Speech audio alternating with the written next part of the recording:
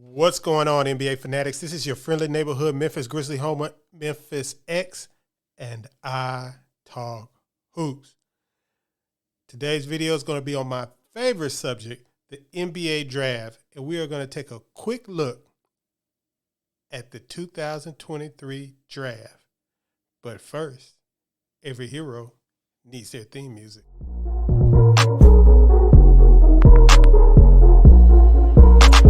Piano. Grizz gang, go hard. Baddest in the game, we be on one. I talk hoops, so secure. All up on the court, but we gon' score. Memphis bringing heat straight from Tennessee. Demo respect and let's go. All right, so you guys have been hearing me talk about how excited I am about this season for the Grizzlies. I have the Grizzlies probably being a top 4 team in the West, which is going to be a 50-plus win team in the West. It's going to take at least probably 52, 53 wins to be a top 4 team in the West, with how difficult the top is and how terrible the bottom is going to be. But it seems that other people aren't as excited about the Grizzlies as I am. So it got me to thinking, since they think the Grizzlies are barely going to make the play-in, maybe I should start thinking about who's going to be in the 2023 draft. Oh, you don't believe me when I say people really think the Grizzlies will barely make the play-in? Listen to this.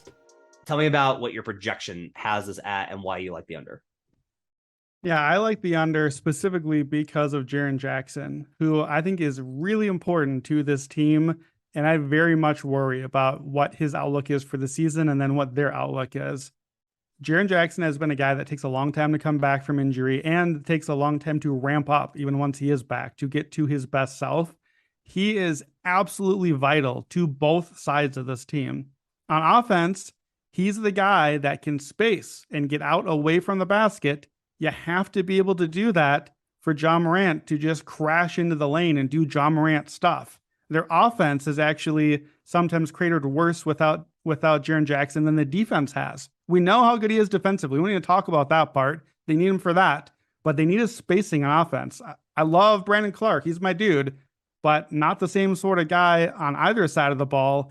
And you also, when Jaren Jackson is out, now Brandon Clark starts. Now you look at the bench, and the bench suddenly is like, whoa, this is the bench? The bench has been the strength for the Grizzlies for years now. And the start of the season, for as long as it takes till Jaren is back, here's your bench. Tyus Jones, John Conchar, Zaire Williams, probably Jake LaRavia, and Xavier Tillman. These are quality players. Like, those are nice 8th and 9th men dudes, but you need somebody on that bench unit to come in and do some stuff. And I am very worried about this team. I project the Grizzlies around league average, both offense and defensively, and I have them at 40 to 46 wins. So he projects 40 to 46 wins, so I should be preparing for the Grizzlies lottery pick. We're going to talk more about that video in its entirety this week.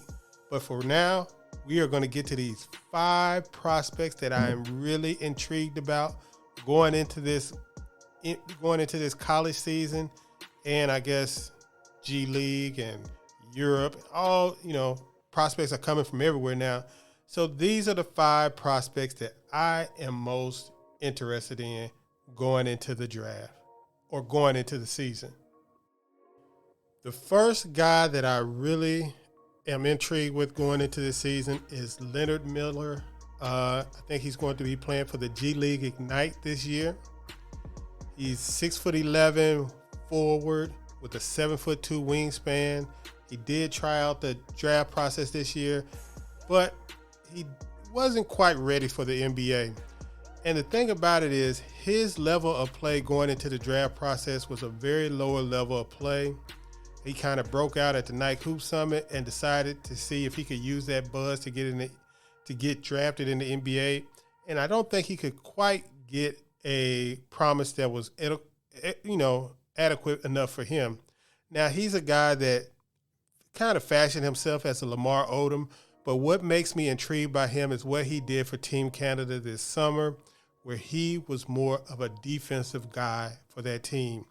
If he can really blossom as in that role as a defensive guy that can handle the ball, pass, and, provide a little bit of offense on the side, sort of like a pseudo Ben Simmons role.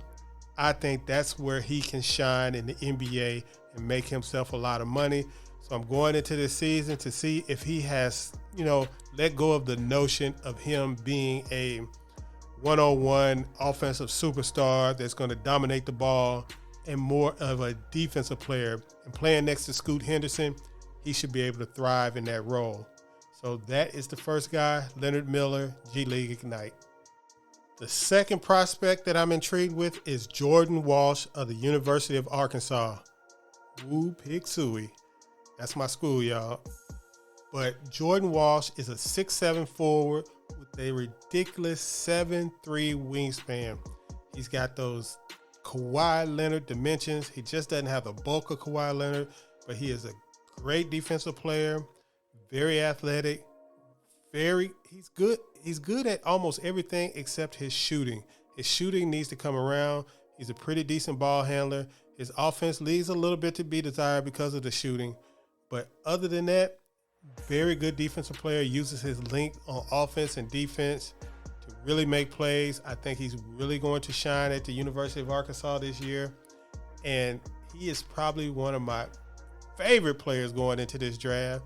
And it's not just because he goes to Arkansas, but he's just a guy that I really, really think is going to be special. I think he's got a lot more upside in front of him. And I think it's going to really show as you're going to see him really start to get a little bit better during the year. But when he hits the pros, I think his upside is going to really take him to another level. The second guy that I'm intrigued with is Jordan Walsh from the University of Arkansas. The third prospect that I'm intrigued with is Brandon Miller of the University of Alabama.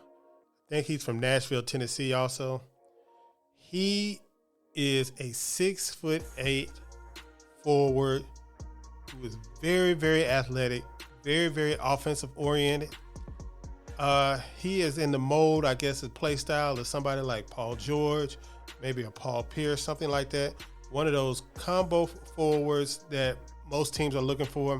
Now, his defense is not top notch, but he does have the size, and he's skinny now, but he has the frame to put on some bulk.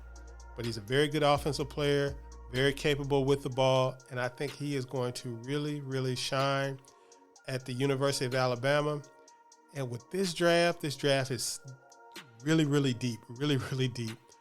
The Grizzlies have a chance to get another seminal piece for their rotation going forward, and I think Brandon Miller would be a good fit for the Grizzlies.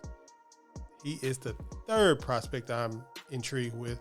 That's Brandon Miller of the University of Alabama. The fourth prospect that I am intrigued with is Terrence Arsenault, University of Houston. He's a 6'6", 6'7", small forward, very athletic, very bouncy. He is a guy that has never been like a go-to scorer in high school, but he is a guy, if you've seen some of his clips, he won his state championship on, he hit a three-pointer to send him into overtime, and then hit a long-range three-pointer to win the game at the buzzer in a state championship game. So he's cold as ice. He maybe has that, that bug in him where he's just going to make clutch shots, the clutch gene. He's very athletic, makes a lot of plays on defense, blocks shots, gets in the passing lanes, very capable shooter, good utility offensive player. He looks like a guy that can just fit in and do all the dirty work offensively and defensively. He's skinny now, but he's another one of those guys that looks like he's going to be able to put some muscle on his frame and really, really be a contributor. And he's going to get a good defensive learning at the University of Houston. That team plays tough. That team plays physical. And I'm looking forward to seeing him. And I might go checking him out when they play the University of Memphis in Memphis just to watch him play. The fourth prospect that I'm intrigued with, Terrence Arsenault, University of Houston. The fifth and final prospect that I'm most intrigued with going into this college season is Grady Dick of the University of Kansas. And I think he is a 6'8" wing. He was a Gatorade National Player of the Year, McDonald's All-American, all of the bells and whistles. But what intrigues me most about him is he is a lethal shooter, one of the best shooters, and he is a versatile shooter. If you can think of something like a 6'8" Desmond Bain, somebody like that, he is a great shooter, and he shows the potential to be able to do some things with the ball in his hands long term. He's, kind of slightly built, but he is going to be able to put on some strength also. And y'all know my whole thing that I want to put next to Desmond Bain is another lethal shooter. I want Ja Morant flanked by two lethal shooters, and Grady Dick projects to be somebody that's going to fall maybe at the, right now he's projected to fall outside of the lottery, right in that teen spot in the draft. And I think the Grizzlies, that's somewhere the Grizzlies can trade up to. And, what usually happens with guys that I like this going into the draft, they end up shooting up into the lottery. So we'll see. But Grady Dick is probably one of my guys, even more than Jordan Walsh, that I have been looking at the whole time I started looking at the 2023 draft. Now, there's a lot of guys in this draft. As I said, this draft is very deep. You have some excellent elite players at the top of this draft. There's going to be a lot of buzz about this draft. Hopefully, now that we're so far past COVID affecting the high school and college prep season, college teams were able to go and do their tours this year and get their preseason games in like a normal college season. We will see these prospects shine from day one in college, and I am looking forward to a very, very fun season. Now, of course, I was just joking about the Grizzlies winning 40 to 46 games, unlike the guy that I showed you, Mr. Brandon Anderson, I think that's his name. I think the Grizzlies are going to be a 50-win team, but just like I say every draft season, with Kane Klyman as the GM of the Memphis Grizzlies, if the player is there that he wants and he's able to get him, he's going to go get him. And that's why I think if Grady Dick is able to be gotten by the Grizzlies, he should be gotten.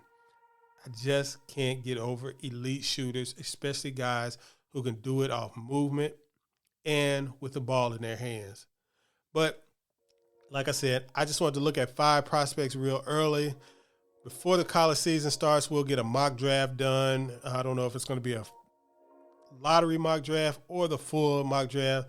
Knowing myself, it'll probably be the full mock draft. And we're going to get that sometime before the season starts. Hopefully before the NBA season starts, but definitely before the college season starts. It just depends on how the news cycle goes in the NBA. As you know, players are starting to report to their home areas, so news is starting to be able to, news is going to pick up as we go. But like I said, let me know some prospects that you think you are looking forward to watching this college season, and who do you think would be a good fit for the Memphis Grizzlies? Comment, like, subscribe, and I will see you tomorrow with the next video.